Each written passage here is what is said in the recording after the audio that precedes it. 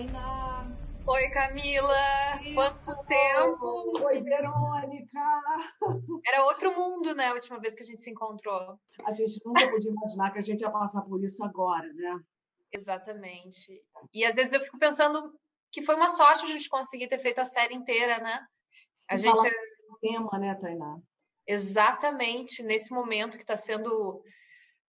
Tá mais urgente do que sempre foi o tema, né? A questão da violência doméstica. Cresceu muito, né? Os dados indicam que a violência doméstica na pandemia subiu vertiginosamente, né? Então, realmente é uma pauta que a gente tem que falar e ficar incansável nesse tema, porque acontece, é real.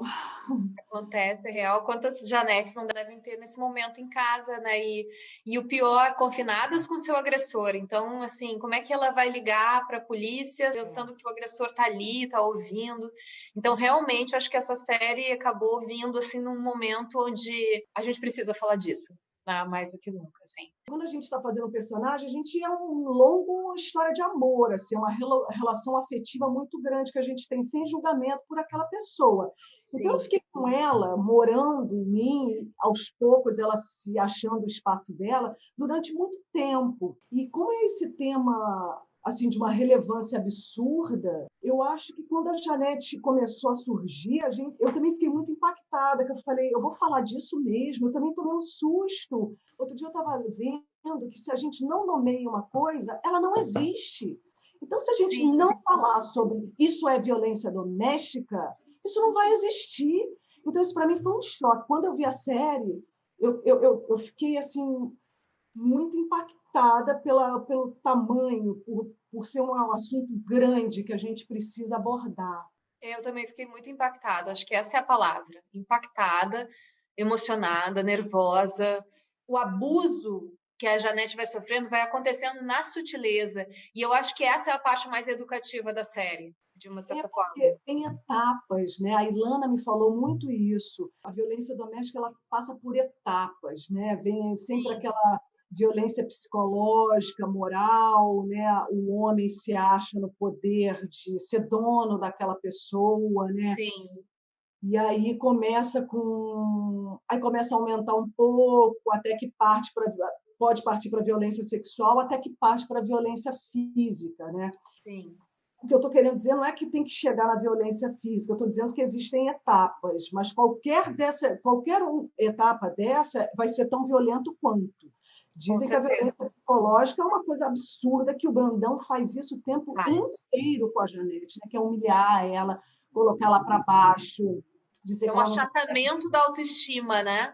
É como exatamente. se fosse uma estratégia, quase. Eu imagino que seja até mais no plano do inconsciente que esses homens fazem isso, mas é quase que estratégico. Primeiro achata a autoestima para depois entrar com uma certa dominação, que aí quase que eles se autorizam a violência, né, para manter essa dominação.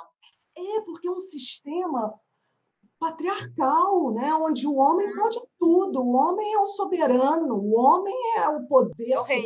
supremo, é o rei, sabe?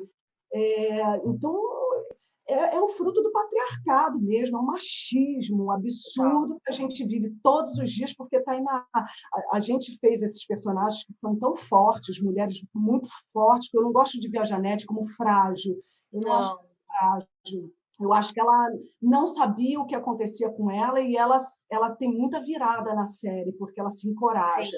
Assim, independente desses personagens, a gente passa isso o tempo inteiro na nossa vida, né? Toda mulher, minha avó passou por uma história Com dessa, certeza, minha minha mãe, avó também. É. a gente é fruto desse patriarcado infernal, sabe? Que a Uhum. gente precisa falar sobre isso. Acho que talvez um dos principais desafios de ser mulher no Brasil, além da violência doméstica, né, que acontece dentro de casa, que é assustadora, se você vai pensar nos índices de estupro, que eles acontecem a maioria dentro dos lares, isso é assustador, mas também a rua também é assustadora, né? No momento que a gente sai, a gente nunca sabe o que pode acontecer. É um sistema que é falho, é uma cultura que é patriarcal, como você bem falou, né? Que cria os homens já para para terem esse tipo de comportamento e, ao mesmo tempo, as mulheres para aceitarem esse tipo de comportamento e, ao mesmo tempo, um sistema, que eu acho que isso o Bom Dia Verônica trata muito, né? Um sistema que é falho na hora também de atender essas mulheres, né? Não à toa que a gente tem a Maria da Penha, a Lei Maria da Penha no Brasil, porque precisou, porque o nível de violência era tamanho que viram que o sistema criminal que atendia ambos os gêneros não dava conta, né? Eu mesma, Camila, não sei você, eu sou uma pessoa que já liguei mais de uma vez para a polícia para denunciar. E eu acho que a gente foi criado muito na cultura também que briga de marido e mulher, ninguém mete a colher, eu meto a colher, sem pudor, porque eu acho que assim, eu prefiro que essa mulher esteja viva. E eu acho que isso é uma coisa que a gente, como sociedade, tem que ficar atento, né? Ficar com os ouvidos atentos.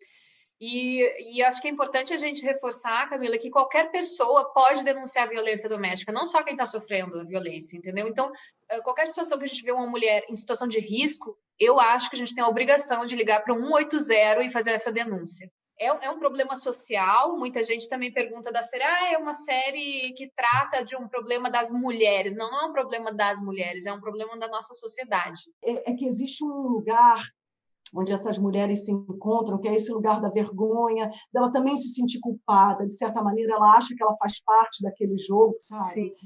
E a sua personagem, como a personagem da irmã, eu acho que trouxe para a Janete um frescor dela falar, tem alguma coisa muito errada acontecendo aqui, sabe?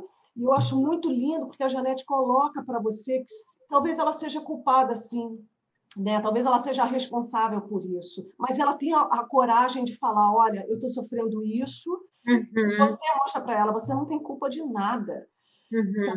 E aí eu acho que a Janete começa a fazer o próximo estágio, que é ela começar a ganhar força e conseguir virar o jogo, né? Ela começar a se encorajar, que eu acho que as mulheres também passam por isso. Ela compreende que aquilo não pode mais existir, que aquilo está errado, que aquilo não tem argumento que justifique aquilo, e aí ela começa a criar essa força para, enfim, para ter a vida nas suas próprias mãos, né?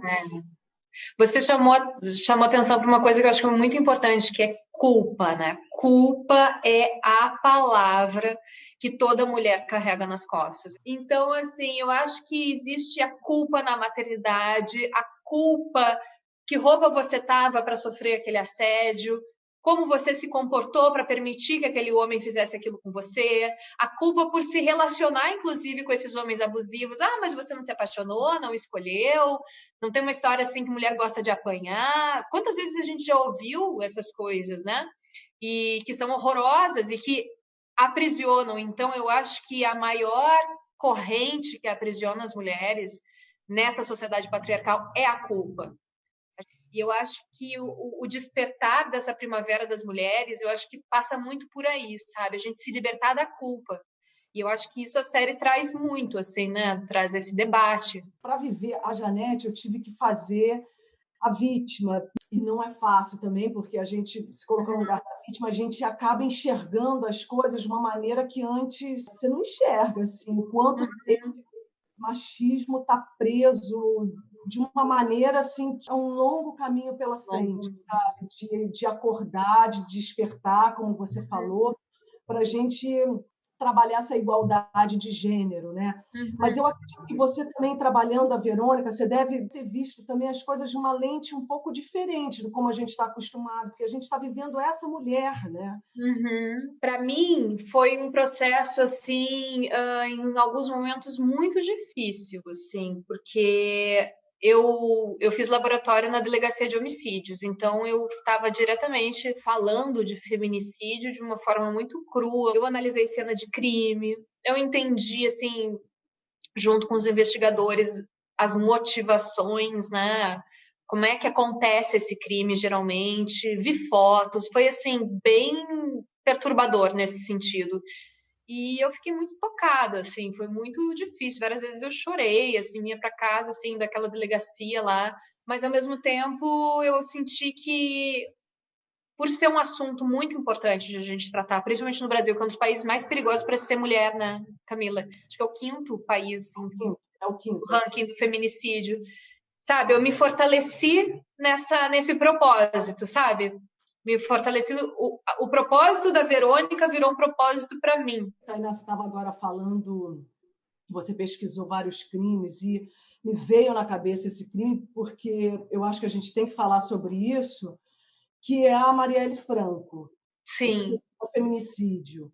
E aí eu tenho que me colocar, porque eu também me sinto mal de eu aqui estar falando do crime contra as mulheres e não falar das mulheres periféricas, das mulheres negras que sofrem isso na pele muito mais que a gente, que nós somos as brancas. Com certeza. Temos privilégios e a gente tem que saber disso. Quando eu comecei a estudar muito sobre esse crime, o feminicídio, a violência doméstica, eu entendi que isso está interseccionalizado, porque a gente não pode falar apenas do machismo sem falar do racismo, sabe? Porque o machismo é estrutural na nossa sociedade, sim, mas o racismo é estrutural na nossa sociedade. Então, quando a gente fala aqui desse machismo, a gente tem que saber que essas coisas estão ligadas, que o índice das mulheres periféricas e negras é muito maior do que o nosso, elas sofrem muito mais, inclusive no atendimento para essas mulheres. Com certeza. É totalmente diferente.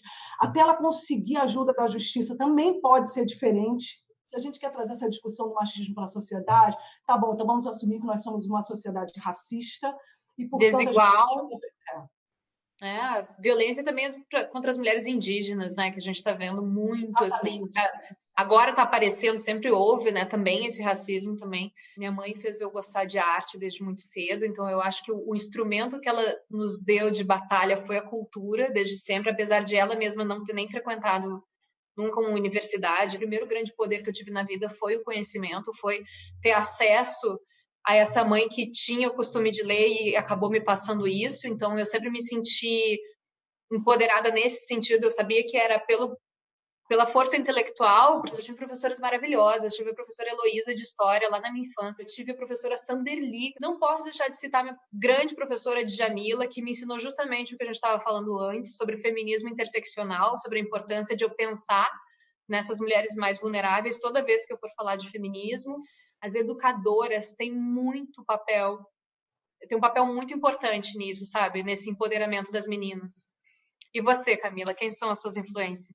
Primeiro, eu queria dizer que eu me sinto assim, muito orgulhosa de ter sido chamada para viver a Jané. Eu acho que o seu personagem, a Verônica, também representa essa mulher forte, destemida, que consegue ajudar as outras mulheres. Eu não posso deixar de falar da Olga Benário, que foi uma mulher que eu vivi na ficção. E Olga Benário foi uma mulher muito forte, muito importante na história do Brasil. Eu não posso deixar de citar Marielle Franco, porque é um crime mundo e que a gente precisa saber quem mandou matar Marielle Franco. Penso na Angela Davis, que ela sempre fala, não adianta a gente libertar as mulheres enquanto as mulheres negras estiverem aprisionadas, né?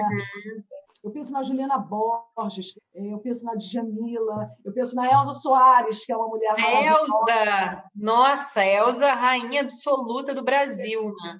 Eu acho essa mulher assim... ela é tudo isso. Não tem nem palavras para dizer o que ela é, né? O que ela representa, né? O universo inteiro que ela representa. Porque assim, é toda uma geração de mulheres que caminham ao meu lado nesse momento também. Não só as que já foram e que a gente tem que conhecer, que a gente tem que resgatar a história dessas mulheres também apagadas pela história, mas essas mulheres que estão todas aqui marchando comigo, assim, sabe? Que a gente está num movimento e eu sou muito orgulhosa de fazer parte dessa geração. Tainá, eu amei falar com você. É muito legal a gente ter essa conversa agora, porque eu me lembro que no set a gente tinha que matar um leão por dia, porque set de filmagem é muito pesado. E muito bom eu poder falar com você sobre isso, porque eu acho que era uma conversa que a gente sempre falou um pouco, mas a gente não teve esse tempo para elaborar juntas, né, o tamanho desse trabalho, né? Que bom, Camila. Liguem para 180. Não aceitem. Feliz de ter você como parceira nesse trabalho, assim, uma mulher que eu admiro muito tudo que você falou, o que você pensa como atriz. Então, assim, mais uma vez aqui reafirmando que as mulheres todas ao meu redor são extremamente inspiradoras e você com certeza é uma delas. Ah, obrigada, Tainá, você também é. Obrigada.